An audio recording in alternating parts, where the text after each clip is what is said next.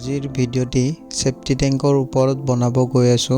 ভিডিঅ'টোৰ সৈতে জড়িত থাকিলে আপোনালোকে গম পাব এটা সেফটি টেংক কেনে ধৰণে বনাব লাগে আৰু কি প্ৰভিজন কেনে ধৰণে ৰাখিব লাগে আপোনালোকে গম পাব আৰু কিছুমান ভুলৰ পৰা হাত সাৰিব পাৰিব। আপোনালোকে দেখিব পোৱা ঠাইডোখৰখিনিত এটা সেফটি টেংক বনোৱা আছে আৰু লেফট হেণ্ড সাইডে আপোনাৰ ঘৰৰ ৱাল আছে আৰু ৰাইট হেণ্ড সাইডে আপোনাৰ বাউন্ডাৰী ৱাল আছে। বাউন্ডাৰী ৱাল একেবাৰে সীমাৰ লগত লাগি থকা ৱালতে সেফটি টেংক লগাই দিছে। ৰাইট লেফট দুয়ো সাইডে 1 ইঞ্চিও গেপ নাই। এতিয়া সমস্যাটো কি আহিছে আপোনালোকক জনাই আছো।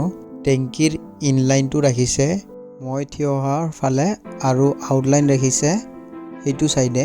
টেংকিৰ সাইডেৰে পাইপ পাৰ কৰা না কোনো অপচন নাই, দেখিবই পাইছে। আৰু আপোনালোকে দেখিব পোৱা হলটো কৰিব লগা হল লেট্ৰিনৰ ৱেষ্ট লাইন এইফালেৰে আহিব। এইফালেৰে আহি টেংকিত পৰিব লেট্ৰিনৰ ৱেষ্টেজবোৰ। আজিৰ ভিডিঅ'টোৰ জৰিয়তে আপোনালোকক এইটোৱে জনাব বিচাৰোঁ যে সেফটি টেংক বনোৱা ভুলৰ বাবে এনেকুৱা অপচন হাতত ল'ব লগা হৈছে।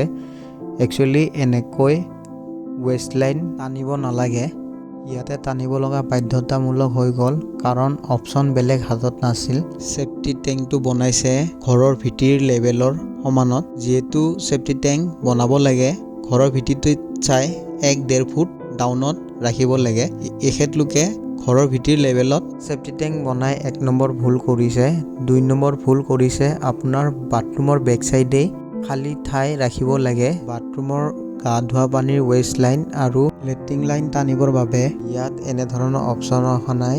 তাৰোপৰি ইটো ৱালৰ লগত সিটো ৱাল পুৰা সংযোগ কৰি দিছে, তাৰ ফলত ইফালৰ পৰা সিফালে পাইপ ঘূৰাব পৰা ব্যৱস্থা নাই।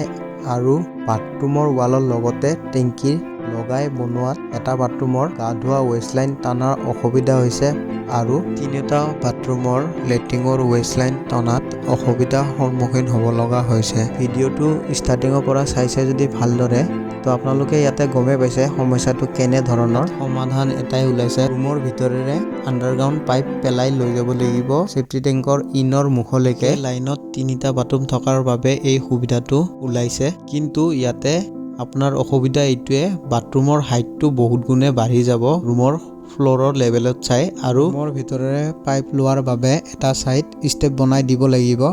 দেখিব পাইছে আপোনালোকে লেট্ৰিনৰ ৱেষ্ট লাইন এনেধৰণে টানিব লগা হ'ল কাৰণ এইটোৱে সেফটি টেংকটো প্ৰিণ্টৰ লেভেলত বনাই দিয়াৰ বাবে আৰু সুবিধাজনক জাগা নাৰাখাৰ বাবে।